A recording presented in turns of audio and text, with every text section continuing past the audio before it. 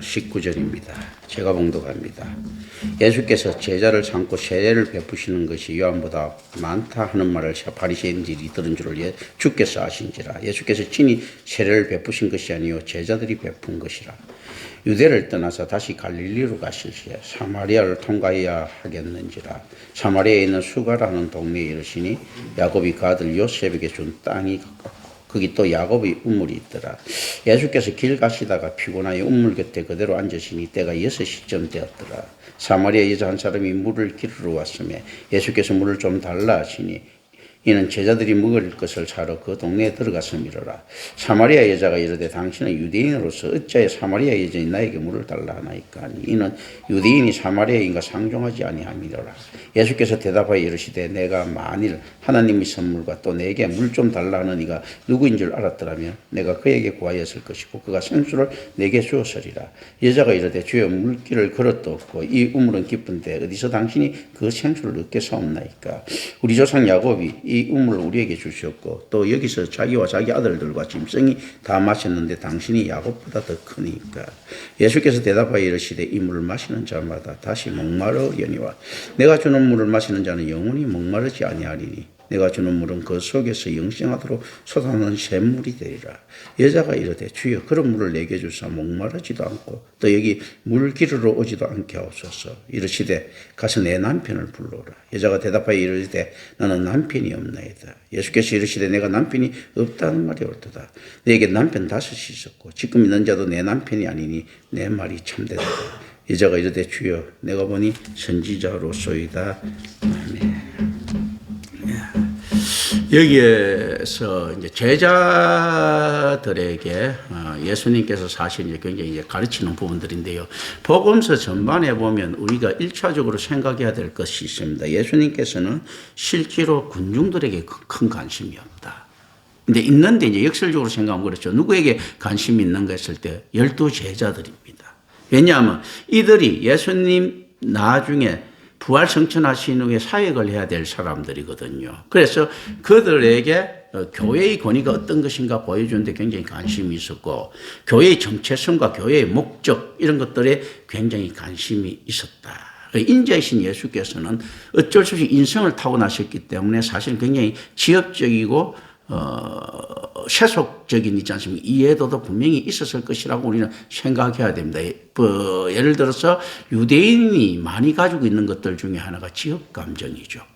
우리가 지역감정, 경상도, 전라도, 심지어 옛날에 상기했던 충청도, 이렇게 지역감정들을 쭉 하는데 이 지역감정이 사실은 한국에서만 일어난 일들이 아니고 정치가 발생되면 자연 발생적으로 일어나는 것들입니다. 유대인들에게도 있어서 유대인과 사마리아 사람들과 이렇게 갈릴리 쪽 사람들 이렇게 그 지역적 차별이 많죠.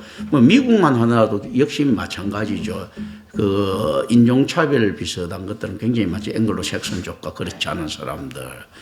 갈색 머리, 파란 눈동자, 앵글로 색선족 최고로 치고 또 텍사스에 있는 사람들은 또 자기네들이 멕시코에서 자기네 힘만으로 독립을 얻었다 하기 때문에 굉장히 자긍심이 강하고 다른 지역에서는 그런 텍사스를 갖다가 좀 그 과시가 심하고 뻥이 심한 지역으로 보죠. 그죠? 근데 통도 크고 뻥이 좀 있죠. 이런 말도 있습니다. 미국 텍사스 지방하고 성격상 가장 유사한 지방이 경상도다. 이런 말도 있죠. 그런 게 있고, 유럽도 역시 마찬가지입니다. 그리고 중국도 역시 마찬가지입니다. 춘추 전국 시대 거치고 내려오면서도 이제 삼국지 이런 데 보면 원소나 원술이나 특히 원수 같은 거는 서림에도 불구하고 출신 성분을 되게 따지죠. 그래가지고 그 출신 성분이 좋은 사람들, 그리고 병유 지역이라든지 유배관 촉 지역 이런 거는 굉장히 좀 버림받은 땅으로 이렇게 이야기하죠. 수수 새 말만 있어도 병주에서 살지 않는다. 이런 식으로. 다 어느 지역이든지 다 가지고 있는 겁니다. 지금 그런데 여기 사마리아라고 하는 지역적으로 굉장히 사실은 소외당하고 무시당하는 지역에 이렇게 예수님께서 들어가셨는데요. 이걸 갖다 이제 우리가 여러 가지 각도를 한번 볼 수 있습니다. 자, 텍사스 사람들은 자기 자긍심이 강해요. 그런데 이제 미국 사람들이 보는 다른 지역에서 보는 텍사스는 어떤가 하면 좀 과하다. 이렇게 생각이죠. 또 텍사스가 볼 때 다른 지역보다 우리가 세다 생각인데 다른 지역 사람들은 어떻습니까? 우리가 약하지 않다. 이렇게 생각을 하겠죠. 뭐, 실제로 건투 세계 챔피언이 텍사스에서 많이 나오는 것도 아니고, 스포츠하면 우승, 밥 먹듯이 하는 것도 아니고, 사실 그렇지 않습니까? 뉴욕이나 LA가 훨씬 더 잘하죠, 사실은. 이제 이런 것들은 이제 생각합니다. 그래서 실제로 우리가 이북을 이야기할 때도 이런 거죠. 이북 가면 사람 못 살 곳. 이북에서는 우리 한국에 가면 사람 못 살 곳 하는데 또 다 살아간단 말입니다. 그 지역 안에서도 그런 것들이 쭉 있는데 그렇다면 어떤 건가 하면 우리가 유대인이 보는 자꾸 사마리아 관점을 이제 가지고 있는데 거기에서 한 단계 더 성장해야 됩니다. 사마리아 사람들은 또 유대인을 어떻게 보고 있을 것인가 하는 거예요. 사마리아는 또 자기 나름대로 자긍심이 대단합니다. 또 유대인을 보고 좀 더 미개한 지역이라고 생각할 수 있습니다. 아이, 저 꼰대들 말이야. 발전도 없고 아무것도 없고 그런 거. 왜냐하면 사마리아 지역이 굉장히 왕따를 당하는 이유 중에 하나가 대외 문물이 굉장히 용이한 지역이라는 거잖아요. 그게 굉장히 교육이 발달한 지역이에요. 옛날에 우리가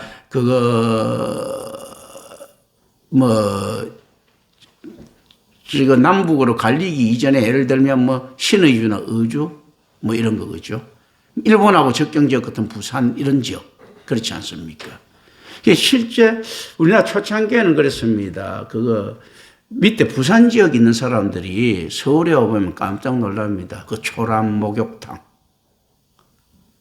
그리고 덜 떨어진 감각 또 신의주 사람들도 서울에서 깜짝 놀랐답니다. 전쟁에 났는데 아직도 몸빼 입고 다니는 촌놈들 깜짝 놀랐답니다. 신의주에서 서울하면 대단한 줄 알았는데 그런 거거든요. 그러니까 사마리아가 접경 지역에 있다 보니까 어떤 건 대문물들이 굉장히 발달되어 있었죠. 그리고 실제 위쪽 문물이라는 것은 이미 여로보암 2세 때도 드러나죠. 여로보암 2세가 외국문을 보고 깜짝 놀랐지. 와, 우리도 어떻게 저 우아하고 저렇게 세련된 재단을 쌓을 수 없을까 생각했단 말이죠. 그죠? 또 밑쪽 지방에 있는 사람들은 어떻습니까?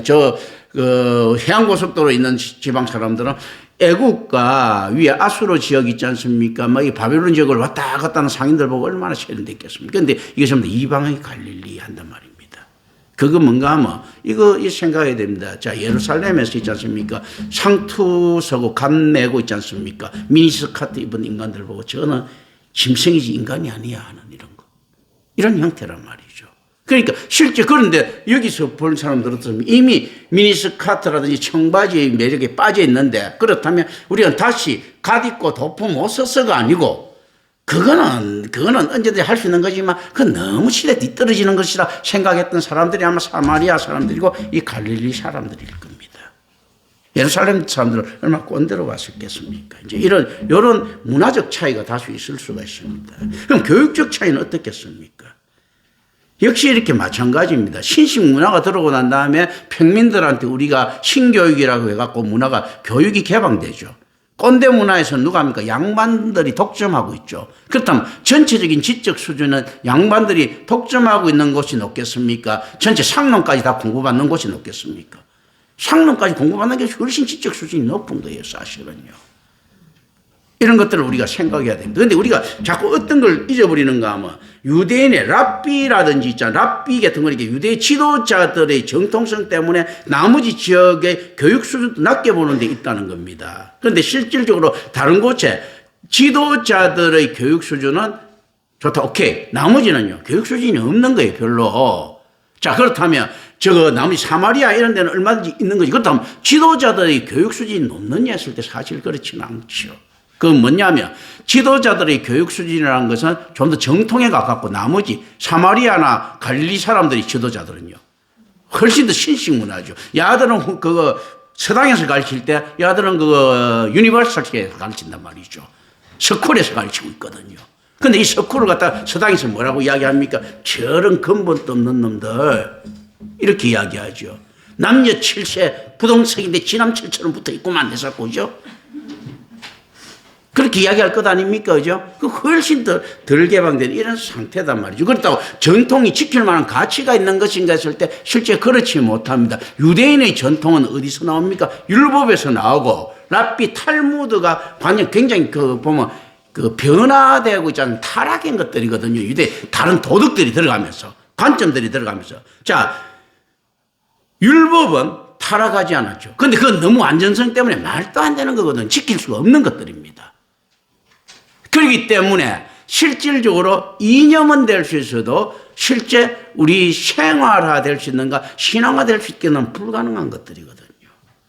그러니까 복음의 가치라는 것은 어떤 것들입니까? 율법보다도 훨씬 더 정통이면서도 지킬 수 있는 곳으로 가는 거예요. 무엇 때문에요? 율법은 우리가 지켜야 되는 것이지만요, 복음은 누가 지켜줍니까? 하나님의 은혜가 지켜주거든. 그러니까 지킬 수 있는 것이에요. 어떤가 하면요, 어떨 때 지킬 수 있습니까? 자기 성실성 이런 게 아니고 재수종을 지키는 거예요. 하나님한테 은혜, 세상만 하면 돈벼락 맞으면 뭐 된다는 거, 하나님한테 은혜 벼락 맞아버리면 되는 거지. 이런 개념, 어쨌든 간에 그런 것들은 생긴다는 겁니다. 이제 이런 개념을 이렇게 쭉 보고 들어가는. 그리고 이 교회의 형태들이 나옵니다. 예수 그리스도의 제자들이 세례를 준 길 쭉 밝히고 있습니다. 우리 주님의 몸된 교회죠. 여기서 어떤가 하면 교회가 가지고 있는 권한들을 이야기하는 겁니다. 이걸 누가 결정하는가? 교회가 결정합니다. 교회가 결정할 때는 이 교회에서, 자, 그리스도의 몸된 교회에서 제자들한테 세례를 주라고 말한 분이 누구겠습니까? 목자예요. 목자자이신 예수님께서 이야기를 했거든요. 그래서 임마누엘 교회는 무엇을 하는가 하면, 직분을 임명할 때 어떻게 임명하는가 하면 일단 목자가 임명하는 겁니다. 목자가. 이게 성경적이거든. 양들이 양의 직분을 임명할 수가 없습니다. 목자가 임명하는 거죠. 너가 앞장서, 넌 중간에서, 너가 뒤에서 이렇게 해갖고 딱 이렇게, 양들도 순수가 있거든요. 앞 끌고 가는 사람, 중간에서 흩어지지 않는 양, 맨 뒤에 따라가는 양들이 있단 말입니다. 이게 아니 리더들이에요. 이걸 누가 결정하는가 할 때 딱 목자가 보고 하는 꼬라지들 보고 니 이거 잘하더라 이렇게 하거든요. 그런데 그 옆으로 맨날 삐딱선 타는 놈 앞에 끌고 가려고 하면 다 엉터리로 갈 것 아닙니까? 그럼 누가 결정하는가 하면 양들이 결정하는 게 아니고 목자가 결정합니다. 만약에요, 양들이 결정하려고 하면 어떤 놈이 앞에 서겠습니까? 삐딱선 타는 놈이 앞에 서야지. 힘이 세니까. 원래 그 반은 뭐 잘 들이받는 놈이 그 삐딱선 많이 탈 것 아닙니까? 그럼 다 삐딱하게 가는 거예요, 사실은. 그런 거거든요. 그러니까 온유한 양에게 권한을 줄 수 있는 게 목자가 있기 때문입니다. 왜냐하면 목자가 없으면 난 강포간 양한테, 이리한테 잡아먹히든지 강포간 양한테 박살나겠죠. 그죠? 근데 목자가 온유한 양의 편을 들어주니까 힘을 쓸 수 있는 거거든요, 사실은. 그렇잖아요. 그러면서 이제 이런 이야기들이 있을 수 있죠. 자, 네 목자만 없을 바로 넌 나한테 죽었어. 뭐 이런 거 우리, 너희 아버지 없으면 넌 나한테 반 죽는다. 네 집에서 큰 소리 치는데 밖에 나가면, 야, 이리 와봐. 뭐 이런 개념들이 있잖아요. 교회도 그 개념들이 있습니다. 보면 어떤가 하면요, 올바른 교회라고 씻을 때 그런 것들을 최소화시켜야 되는데, 목자가 사랑하는 양이, 사랑하는 양들은 다 사랑하지. 근데 목자가 믿고 맡기는 부분인데 거기에 대한 질투가 있다. 그렇다면 어떻게 됩니까? 목사 빼놓고 있을 때 이제 그 사람이 안주가 되죠. 술안주. 그냥 막 대상대가 비난의 대상이 되고 이렇게 하죠. 그죠? 그런데도 교회 안에서는 어쨌든 간에 그 목자가 변하지 않으면 그 사람 주인은 변하지가 않는다. 이 개념, 양들 개념들. 교회 가면 안에서 뭐 권력체제 하면 이익체제 이렇게 가져가라는 이야기가 아니고, 근데 실제로 있지 않습니까? 교회 안에서 이 실수만 중요한 건 없습니다. 우리는 이 땅에 성도들은 왜 태어났는가 했을 때 천국 가기 위해서 태어났습니다. 그러면 어떤 직장이, 그리고 이 세상에는 우리가 영생합니까? 죽습니다. 그렇다면 이건 지나가는 과정에 우리가 살아가는 데서 가장 중요한 직장이 어딘가 하면 교회예요. 가장 중요한 가정이 어딘가 하면 교회예요. 가장 믿을 수 있는 곳이 어딘가 하면 교회예요. 그런데 오늘날 교회를 너무 쉽게 판단하고 정합니다. 지멋대로 지 도덕관념들. 실제 유대인들도 이쯤 돼갖고 전부 다 자기 의식들이 많이 들어가고 자기 도덕관념이 많이 들어갔습니다. 그래서 어떻게 된가 하면 신앙은 어떻게 박살내는가 할 때 공자왈, 명자왈. 노자가 이야기하는 무의자인의 자꾸 좋은 말하고, 석가가 이야기하는 뭐, 그거 안에서 그 해탈이라든지 있지 않습니까? 이런 거 쫙 이야기할 때요, 신앙은 박살납니다. 왜냐하면, 인간이 이야기하는 이성적 판단을 기준으로 가지고 절대적인 진리에 도전하려고 하는 거거든요. 그럼 뭐 가지고 도전하려고 합니까? 하나님이 자비롭다, 하나님이 선하시다는 것 갖다가 선악과의 선을 탁 떼가 하나님하고 대응하려고 합니다. 하나님의 진노를 갖다가 어떻게 하면 선악과의 악을 탁 떼나갖고 비교를 하려고 합니다. 그리고 하나님이 공의를요, 선악을 합해갖고 탁 이렇게 비교하려고 합니다. 인간은요. 그래서 실제 참다운 신앙인들은 절대 도덕에 무너져서는 안 됩니다. 이런 참 묘한 것들, 이런 걸 이제 가지고 있는 거거든요. 그래서 실제 기독교 신앙에 있어서 있지요, 절대적인 독재를 빼고 나면 이거는 뭐 신앙이라 할 수 없어요. 그러니까 사실은 다른 종교가 도덕적이고 유하다. 기독교는 초도덕적이죠. 그런데 도덕적이고 유하다, 뭔가 안에서 방향을 제시해준다. 이 이미 종교가 이런 이야기입니다. 신앙이 아니, 종교라고 하는 어떤 카테고리는 될 수도 있지 않습니까? 신앙이 될 수가 없다는 겁니다. 신앙이라는 것은 절대자가 있고 그건 무조건 따라야 된다는 그 전제가 돼서 신앙이지. 좋은 말 던져놓고 난 다음에 우리가 선택할 수 있으면 자기가 신 아닙니까? 그러니까 실제 절대자의 개념이 없는 이 종교는 신앙이 될 수가 없는 겁니다. 그래서 원시천존하지만 원시천존은 많이 열려 있습니다. 태상록은 많이 널려 있어요. 석가가 많이 열려 있는 거거든요. 미륵불하지만 있지 않습니까? 방향성은 다 다른 거죠. 왜냐하면 절대성을 가진 진리가 없다는 이야기입니다. 상대성밖에 해당되지 않는 있지 않습니까? 이런 지도자가 어떻게 지도자라고 할 수 있겠습니까? 그 사람 역량에 따라서 다 달라지는데, 야, 부처가 이렇게 했다고 우리가 꼭 부처처럼 따라갈 필요 없고 이렇게 하면 똑같은 거야, 이렇게 이야기할 때, 그럼 부처가 신이 아니라는 이야기죠. 그죠? 태상록은 또 이걸 이해해 주실 거야 하면 이게 신이 아니라는 이야기예요. 절대성이 결여되어 있기 때문에. 그래서 기독교 신앙은 이 절대성 때문에 배척받습니다. 어떻게 배척받습니까? 야, 지들하고 저 기독교는 수용성이 없어라고 이야기합니다. 자, 이때 이제 수용성이 나타납니다. 어떤 수용성이 나타납니까? 예수님께서 사마리아 여인에게 다가갑니다. 이제 이 얘기 갖고 우리가 우리 주님께서 말입니다. 뭐 유대인들 다 싫어하는 사마리아 단역하고 이런 식으로 해석하고 이렇게 해석하면 큰일 납니다. 무슨 말인가 하면요. 예수님께서 사마리아 여인한테 다가가는 거나 예수님께서 니고데모하고 다가가는 거나 똑같은 겁니다. 그 어떤 식인가 하면요. 자, 사마리아 여인이나 니고데모나 있지 않습니까? 사두개인이나 바리새인이나 어부나 아무 있지 않습니까? 개참놈이나 귀족이나 전부 다 뭐가 필요한가 하면요. 구원이 필요한 존재들이죠. 하나님이 필요합니다. 은혜가 필요한 존재인데 이 필요한 놈들이 모른다는 겁니다. 자, 사마리아 여인은 누가 필요합니까? 예수님이 필요한데 아쉬운 인간은 누가 하면요. 예수님입니다. 모르는 놈이 안 아쉽거든. 예수가 아쉬운 거예요. 그러니까 사역적으로 있지 않습니까? 필요한 거는 사마리아 여인이 필요하고 바리새인들이 필요한 건데 아쉽고 사역해야 될 분은 누군가 하면 예수님인 거예요. 이 찾아가는 겁니다. 이게 뭡니까? 열려있는 부분들이죠. 네가 필요한데 내가 안 가면 네 끝자는데 나를 안 쳐줘 안 가 이게 아니고요.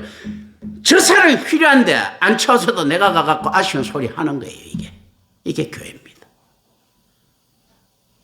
사실 보면 그래서 우리 교회가 올바르고 이렇게 하면 떳떳하게 자기 길을 가야 되죠. 이게 맞기도 맞지만 또 어떻습니까? 교회가 자기 길을 가는 방식이 분명히 필요한 놈인데 필요한 걸 모르는 저 사람에게 다가가는 방식이더라는 거죠. 어린애가 지가 분유가 필요한데 분유 달라고 있지 않습니까? 좀 주세요 하는 게 아니고 그냥 울고 땡깡 부리고 하지 않습니까? 필요한 놈은 지인데 지금 사정해도 그거 시원찮은 놈이 땡깡 부리고 앉아 있거든요.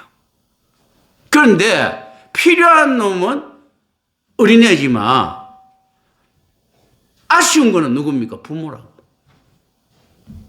찾아가는 거예요. 그런 거거든요. 이런 것들을 이게 좀 생각하면서 예수님께서 툭 접근한 거 있잖아요. 사마리아에는 자꾸 사마리아 하는 거 이게 극적인 반전을 놀리기 위해서 설명하기 쉬워서 하는데 이 안에는 무엇이 들어가 있습니까? 인간의 악함이 들어가 있습니다. 어떤 악함이 들어가 있습니까? 이런 거죠. 자, 불교의 조주선사가 있는데 말입니다. 조주선사가 옛날에 선문답으로 유명하다. 황제가 왔는데 앉아가지고 맞이하지도 않았어. 그런데 가난한 사람이 왔는데 가고 막 이렇게 환대를 했어. 그러니까 어떻습니까? 조선소가 명나라 시대 사람인데 막 이렇게 명성을 얻습니다. 아유, 저 사람은 황제가 왔는데도 안 움직인 사람이 어려운 사람이 왔을 때 나가가지고 영접하는 그 훌륭한 선입니다. 이렇게 이야기한대. 그 완전히 각색이잖아요. 가난한 자가 와서 나갈 놈 같으면요, 황제가 왔을 때도 나가고 다 같이 나가줘야지. 황제가 왔을 때 그때 안 나갈 정도로 더 신경 쓰고 있는 놈이거든, 이거. 얼마나 이게 신경 쓰는 놈입니까, 안에서.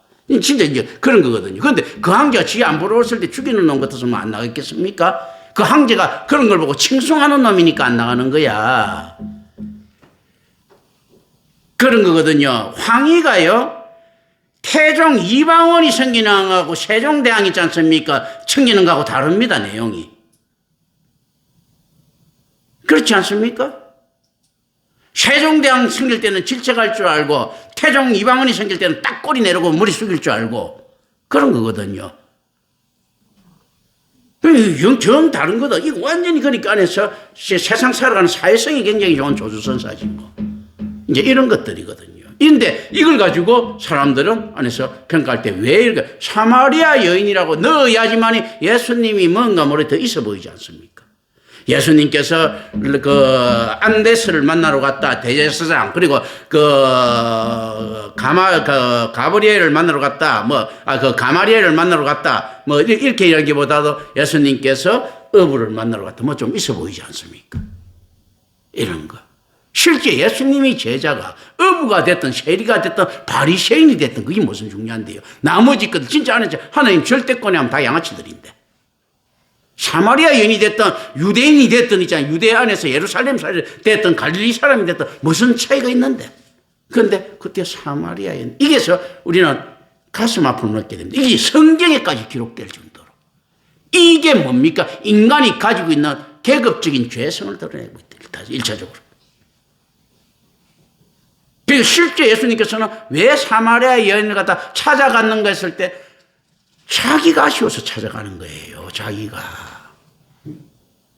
그러니까 하나님께서 이 안에서 이 의미적입니다. 무조건적인 은혜죠. 어떻게 찾아오시는 걸 때 실제로 어떻게 보면 하나님께서 아쉬워서 오시는 거예요.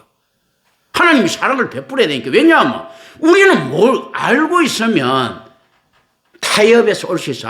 우리 마음이 말입니다. 이러니까 저 친구가 마음이 이렇게 내가 끌리네 하면서 하나님께서 쑥 찾아가고 은혜를 줄 수 있는데 그게 다 시커먼 죄인들이야. 끌리는 게 하나도 없어. 그런데 왜 찾아가는 건 무작위적으로 찾아갔다 하더라도 무작위적으로 찾아가고 하나님이 권위를 나타낼 만큼 아쉬운 거예요. 실제 그런데 이것들이 왜 중요한가 하면요. 우리가 신앙생활 했을 때 무엇을 나타낼 수 있어야 되는가 하면요. 하나님 뽀다고 내줘야 된다는 겁니다. 왜 하나님께서 찾아오시겠습니까? 하나님의 속성을 드러내기 위해서거든요. 그리고 하나님께서 창조하신 창조 질서에 대한 권리를 포기하지 않으시려고 하는 거거든요. 이제 이론적입니다. 답으로 가지 않으면 안 됩니다. 그렇다면 어떻습니까? 하나님의 권세가 여기 있습니다 하고 해주는 것들이 뭡니까? 하나님의 나라가 하늘에서와 같이 땅에서도 이루어지게 하옵시고 하는 주기도문 내용들이 뭡니까? 그 내용들이요. 내가 하나님한테 복지부동 하겠습니다. 이 이야기잖아요. 이 땅에서조차도. 그걸 해줘야 되는 거예요. 해줘야 되는 거예요. 누가 하나님께서 전혀 진짜 애들이 돈 필요한 거 모르지 않습니까? 그런데 애들이 필요한데 누가 아쉬웠습니까? 부모가 아쉬워갖고 애들한테 돈 쓰는 겁니다. 그 꼬마 갓난애기가 돈을 모르니까. 그래서 쓰는 거거든요. 자, 우리가 전적 타락의 죄인이라면 우리가 구원을 압니까? 모릅니까? 모릅니다. 세상에 보면, 예수 예민한 내 주먹 믿으라는 사람들이 있단 말이죠. 그 구원을 모르는데 구원이 필요한 걸 어떻게 알아요? 은혜가 임하니까 알게 되는 거거든. 가만 놔두었으면 몰랐을 건데. 그 누가 끌었습니까? 하나님께서 우리를 끌은 거예요. 구원의 절박함을 느낄 수 있도록. 이걸 은혜라고 하거든요. 그러니까 누가 필요했는가 했을 때는 하나님의 필요. 그래서 이걸 하나님의 기쁘신 뜻이라고 합니다. 우리는 어떻게 구원받습니까? 왜 구원받습니까? 할 때 알 수 없습니다. 하나님의 기쁘신 뜻이 하거든요. 그러니까 하나님을 뽀다고 나게 해줘야 되는 삶이 우리가 뭔가 성도의 실천이라고 하죠. 산상수훈에서 말하는 거 애통하는 자, 뭐 하는 자, 복이 있나니, 뭐 천국이 뭐 것이며 하면서 하나님께서 자꾸 낚시를 던지고 계시지 않습니까? 심령이 가난한 자는 복이 있나니, 애통하는 자는 복이 있나니 하면서 뭡니까? 자꾸 하나님께서 보면 그 당근을 탁 던지시죠. 채찍과 당근을. 그럼 우리는 이제 그걸 믿고 이렇게 뚝 들어가는 이 개념들 있지 않습니까? 이걸 갖다가 생각을 합니다. 자. 그리고 이제 수가 이 지역에 이제 그 야곱이 우면서 1마일 떨어졌다 했죠. 한 1.6km인데 여기 이제 이 친구는 좀 미신적인 사고 가지고 좀 정결한 삶이 온다고 이렇게 쭉 왔을 때는 어느 전통을 따르고 있습니까? 구약의 전통을 따르고 있죠. 아브라함과 이삭과 야곱 있지 않습니까? 구약의 전통을 따르고 있을 때 예수님께서 무엇을 이야기합니까? 복음을 이야기하죠. 구약 갖고는 니들이 목마르기만 하고 안 쳐진다. 야야야, 구약 지킬 수 없는 것 아니야. 영생하지만 그거 거짓말은 아닌데 일종의 뻥이야.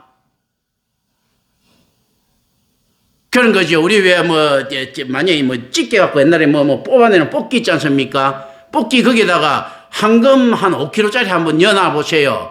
그거 뽑히는가? 황금 한 5kg짜리 여놓으면 그거 들지도 못하고 뽑지도 못해 안에 들어가면 있어도요. 율법이 그거 비슷한 거잖아요. 황금은 맞아. 그건 들지도 못하고 가져오지도 못하는데. 그거 다 뻥이야. 그 안에.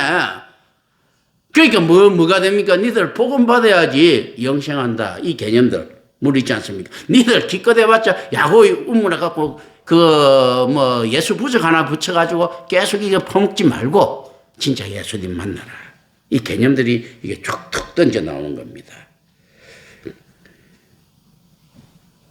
유대인들과 사마리아에 관한 반감 역사가 오래됐습니다. 그리고 이제 그 역사는 아수르 왕에 의해 북이스라엘 왕국에 정착한 혼혈 인종인 사마리아인의 기원으로 거슬러 올라갑니다. 혼혈인이다. 우리가 보통 백의 민족 가지고죠. 혼혈 이거 있지 않습니까? 특히 이런 이제 지역 감정들이 막 들어가는 게 혼혈인에 대한 거부감들이 많은데 옛날 그래서 우리 아이노쿠 하죠. 아이노쿠. 혼혈을. 그리고 우리 처음에 88 올림픽 있었을 때요. 저 잠실에 혹시 김기한 장로님 아시나? 잠실에 그 아파트 잘 안 나간 거 아시죠? 그 외국인들, 양키들 있지 않습니까? 외국 놈들이 그 잠잤다고. 올림픽 선수촌 아파트. 선수촌 아파트 맞지, 그죠? 안 나가고, 이런 막 배타지. 이제 뒤에는 이제 더 많이 나가고, 요즘은 강남에 가면 하숙 치는 사람들 어떻게 치는 줄 압니까? 돈 많은데 큰 집에 하숙을 쳐. 왜 치는가 하면, 그 대신 외국인 아니 많죠. 불법으로 이제 가입시키는 거죠. 외국인 안에 해가지고. 실제 영어 그거 되려고. 요즘 그런데 옛날에 아이노크, 안에서, 그리고 하면서 그렇게 넣으면, 옛날 윤수일이도 고생하고 했잖아. 그래가지고. 그렇지 않습니까? 이때, 이제 그렇단 말이죠. 이 혼혈인 하는데, 자, 유대인하고 우리하고 좀 공통점이 좀 있습니다. 우리나라가 역사적으로 한 3,000번 이상 외침을 받았다고 하는데, 3,000번 이상 외침받았는데, 백의 민족, 이거, 진짜 꼬마가 하품할 소리 아닙니까? 그리고도 역사적으로 나옵니다. 심지어 청나라 따라갖고 들어온 몽골 종들은 온 집안 쑤시고 다니면서 안주자들 다 겁탈했다 하거든. 병자호란 이런 거 있지 않습니까? 이런 것들도 쭉 나오고 떡 나오는데, 그리고 난 다음에 또다시 백의 민족 한단 말이에요. 유대인들도 보면 심지어 아수르한테 터지고 바빌론한테 터지고 이집트한테 터지는데 이 백의 단일 민족이라고 지금 주장하고 있는 이 헛소리잖아. 그러니까 이 말하고 똑같지요. 서울에 있으면 백의 민족이고 시내에 있으면 그거는 아이노쿠다. 그거 비슷한 거잖아. 그건 말이 안 되는 소리거든. 그렇지 않습니까? 지금 근데 어쨌든 간에 이것 때문에 좀 이렇게 무시를 당하는 이런 개념들입니다. 실제 근데 사람들한테는 이런 의식들이 가능성, 우리 민족이라도 연변에 있는 한국이나 그 중국 놈이나 똑같아. 이렇게 이야기하죠. 그죠? 그런 거 있지 않습니까? 이런 거 이제 쭉 생각하면서 이렇게 또 봅니다. 이게 이제 열왕기 하 17장 24절부터 41절까지 보면 이제 요 기원들을 이해. 요거는 이제 참제가 보세요. 그런데도 사마리아인들은 어떻게 생각하는가 하면 자신들이 참 이스라엘, 참 이스라엘에 대한 또 하나님이 약속의 상속자라고 생각했습니다. 사마리아인들은요. 이스라엘 사람들보다도. 그리고 자신들의 모세 오경을 모세로부터 직접 받은 원본으로 여겼습니다. 이게 사마리아 오경이라거든요. 사마리아 오경이라고 있는데 이게 모세로부터 직접 받은 거다. 자신들끼리 진짜다라고 생각하고 있었습니다. 이 동상이몽들이죠. 그죠? 이게 이제 그런 거거든요. 자, 신의 주나 의주에 있는 있지 않습니까? 조선인들이 자기는 악인할 거라고 생각했습니까? 그게 아니고 우리야말로 북방을 지켜주는 강인하고 밑에 있는 놈들은 약해 빠진 놈들이라고 생각하죠. 실질적으로 선생님은 그렇게 해왔었고, 그렇지 않습니까? 그리고 우리 한번 생각해 보시죠. 왜 친분입니까? 자, 뭐, 부산이고, 뭐, 파항이고, 목포고 아니고, 전라도고, 경상도고, 해안가에 쭉 있는 놈들, 심심하면 외놈들이 왔다 갔다 하는데, 무슨 백의 민족이 있습니까? 그죠? 그게 말이 안 돼. 그리고 또 신라시대 때부터 어떤 것들이 있는가 하면 상화점이라고 있지 않습니까? 상화점 내용들이 그거잖아. 생목인이라 하죠, 그거. 그러니까 외국인 하나, 눈 파란 놈이 하나 와갖고 만두장 사는데 그게 정열적으로 보이니까 처녀든 귀여운 여성이든 가갖고 그 남자 보고 뿅 가갖고 어떻게 꼬셔보려고 했던 그 내용들이거든. 굉장히 사실은 개방되어 있습니다. 농경문화가 정착했다는 것은요, 농경문화는 태폐문화를 대표합니다. 어느 곳이든지 농경사회가 정착했다는 것은 성적으로 굉장히 자유분방하고 태폐하다는 이야기입니다. 룸살롱이란 말이 농경문화에서 나온 거잖아요. 바알 같은 거 있지 않습니까? 이런 거 하면서, 그거 하면서 동남 동녀들 있지 않습니까? 바알을 흥분시키기 위해서 잠재우고 해가지고 막 이렇게 눈비 내리게 하는 이 개념들 룸살롱이잖아. 이제 온 것들이거든요. 이게 농경문화가 가장 어떻는가 하면요. 나쁘게 말하면 태폐문화고 가장 좋게 이야기하면 있지 않습니까? 이제 사치와 향약을 할 만큼 안정적인 문화들이에요. 원래 사치와 향약, 방탕한 시대가 있었다 할 것 같으면 그 시대가 낙후된 시대겠습니까? 발전된 시대겠습니까? 사실은 발전된 시대예요. 진짜 보릿고개 넘어가는데 무슨 있지 않습니까? 달기, 포사 이런 것들이 나타나겠습니까? 근데 이제 그걸 갖다 나라가 망하니까 이런 이야기를 하죠. 야, 백성들은 다 굶어 빠지니까 있는데 죽어가고 있는데 지는 주지육념에 빠졌다 하는데요. 진짜 백성들 굶어 죽어가고 있으면요. 주지육념 빠질 만큼 있지 않습니까? 돈 안 거칩니다. 실제 그렇거든요. 그래서 실제 보면 문화의 한근기가 그 나라 쇠퇴기하고 같이 맞물려 있습니다. 로마도 마찬가지거든요. 로마는 번창기에 군사력이 약했을 뿐인 거예요. 군사력이 왜 그렇게 했습니까?